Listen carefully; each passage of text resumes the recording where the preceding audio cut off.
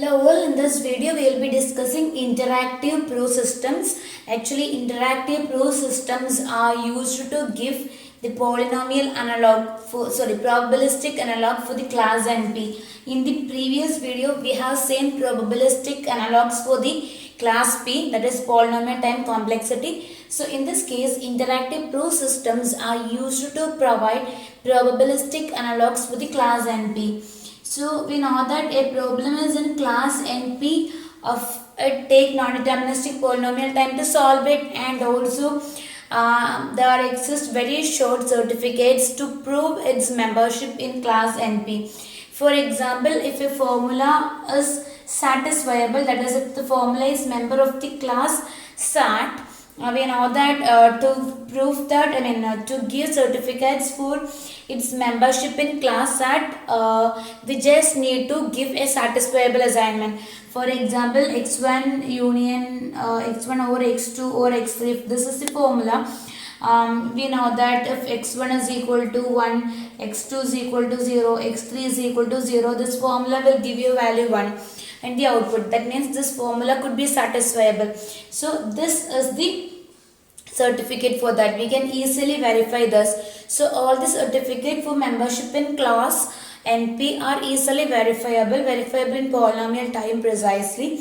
So for this formula, this is the certificate. So we should be able to give very short certificates to prove that this is in class NP. But again, if some formula is not in class NP, if the formula is not satisfiable, if it is not in the class SAT, it is very difficult for us to give short certificates to say that it is not in class NP, because to say that it is not in class NP, or in this case not in class SAT, we have to check each and every possibility or every combination of inputs, isn't it? So giving short certificates for that will be really difficult, but interactive proof system provides us a way to do that.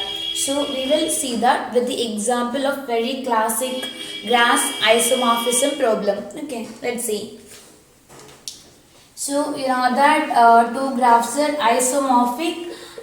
For example, two graphs G1 and G2 are isomorphic.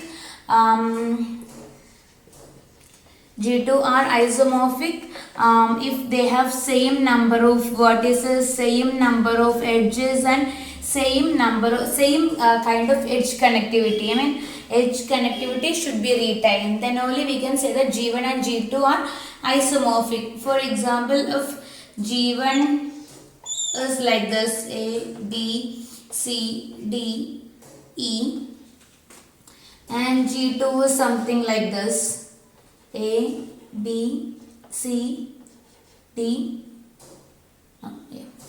This is enough.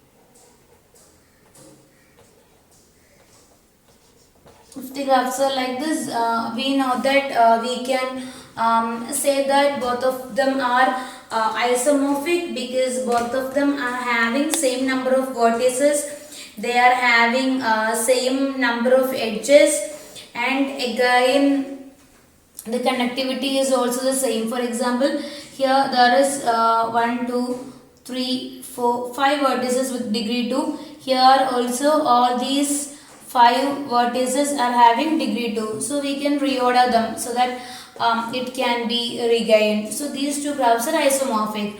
So again, if two graphs are isomorphic, it is very easy for us to prove that it is in class NP, because we just need to give the correct ordering.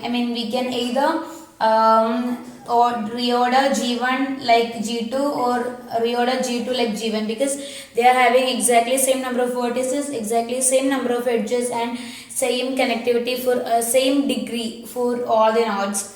So it is pretty easy to reorder them, and that reordering is their certificate. meaning that if we rearrange this, if we rearrange this, we'll be getting this very same format.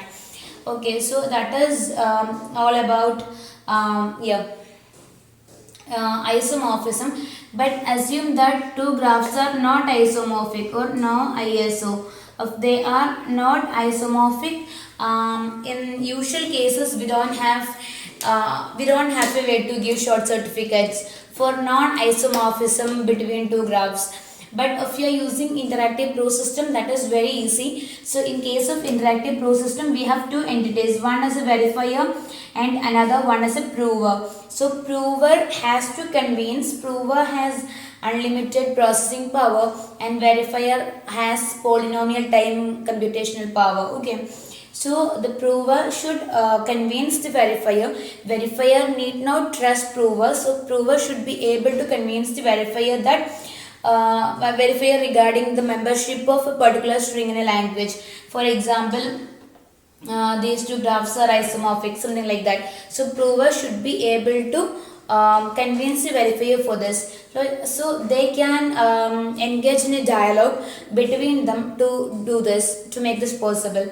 So let's see how they can give a certificate, or how they can establish proof for non-isomorphism among two graphs. Okay, so what they can do is, first the verifier will start, the verifier will reorder, verifier will create a new graph, say H by reordering either G1 or G2 by randomly. It can either take G1 or take G2 randomly and reorder its vertices. Now the verifier will pass H to P. Then the prover should be able to say that which one, whether it is G1 or G2, which is the source of H. Are you getting me? That is, the verifier will take G1 or G2 randomly. Then it will reorder the vertices and create the graph H. Then verifier will pass this graph H to the prover P. Then prover should answer the source of H. That is, if these two graphs are non-isomorphic, if these two graphs are totally different graphs, the prover can easily say that this particular graph is the source of H. For example, if this graph is containing some 4 more edges, 4 more vertices, just by seeing the vertices in H, then H also will be having 8 vertices, right? If this is having 8 vertices and this is having 5 vertices, and if H is obtained by reordering this, H will also have 8 vertices. So in that case, just by looking at the number of vertices, the prover can say that H is the G1 is source of H. So it can easily say that. So how many times you ask the question, always the answer of prover will be the same. Remember, prover has very good computational capability. Okay. So infinitely infinitely huge computational power. So prover can easily say that whether H has been originated from G1 or G2 if they are non-isomorphic. So if you ask P the question 100 times, on all the 100 times P can say the correct answer. So if P is consistently saying the correct answer, that means the graphs are non-isomorphic. So you can run this for some number of times, okay, and yeah, the prover can always return the consistent correct answer. But if the graphs are isomorphic, if the graphs are exactly same in number of edges, vertices and connectivity, then H could be from G1 or G2. Once H is created, the same configuration can be created from G1 or G2. So the prover cannot say G1 or G2. So even if the prover is having exceptionally huge computation power, it cannot give the consistent answer, because either G1 or G2 could be the source of H, because they are isomorphic.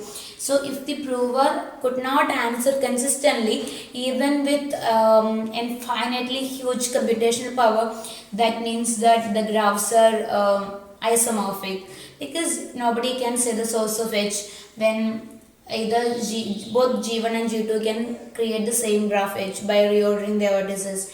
So that is the concept. So when we are using interactive proof system, we can give short certificates for even problems which are complement of the class NP, co-NP class. Okay, so that is the advantage of interactive proof system, and we can improve the accuracy by running the same thing again and again, so that reducing the error probability exponentially. Okay, now we will analyze the components of an interactive proof system.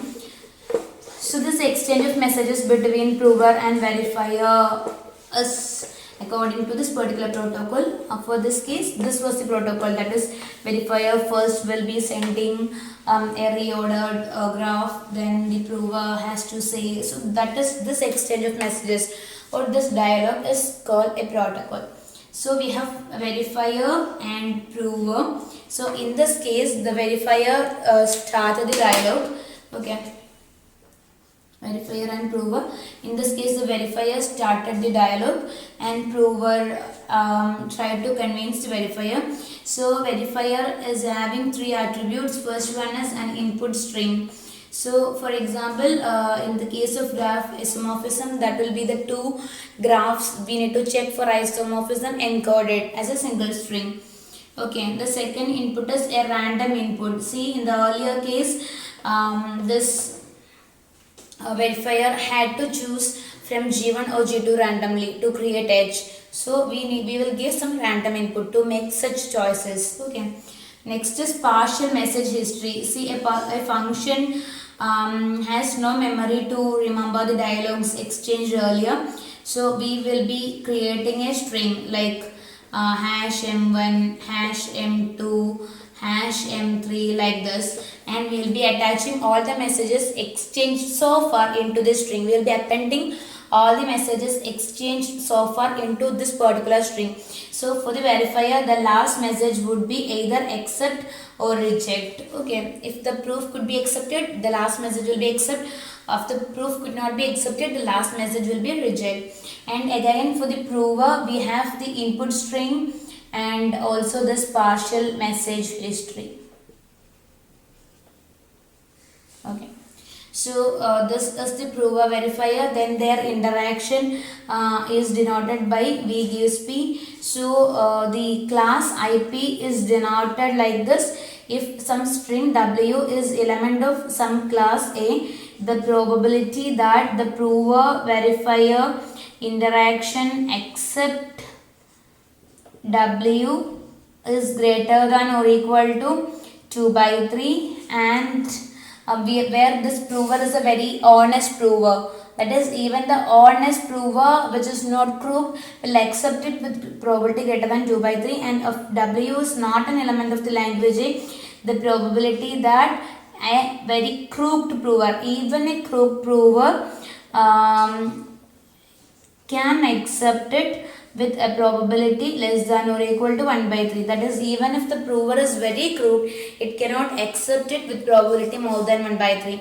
So that is how we define the class IP. So yeah, we can write, usually the verifier starts the dialogue, so we can write verifier prover interactions. So yeah. See, this verifier need not trust the prover, so prover should always convince the verifier. So the prover could be saying the truth, honest prover, or the prover could be even a crooked prover, which is saying lies to convince the verifier. So this says that even an honest prover without any lies and all can accept it with probability greater than 1 by 3, and even a crooked prover can accept it with probability only less than 1 by 3 if it is not an element of the language. So this is how we define the class IP, and this probability, the error probability can be reduced even further by repeatedly running this protocols. Okay, so hope that is clear. So that was interactive proof system. Basically, the interaction between a prover and a verifier happens. The prover has to convince the verifier that regarding membership of a particular string and a particular language. So the classic example is the graph isomorphism that we have have seen. So even the membership in the class NP can be verified very easily using interactive proof system. So class IP is defined like this. Hope this is clear. Thank you.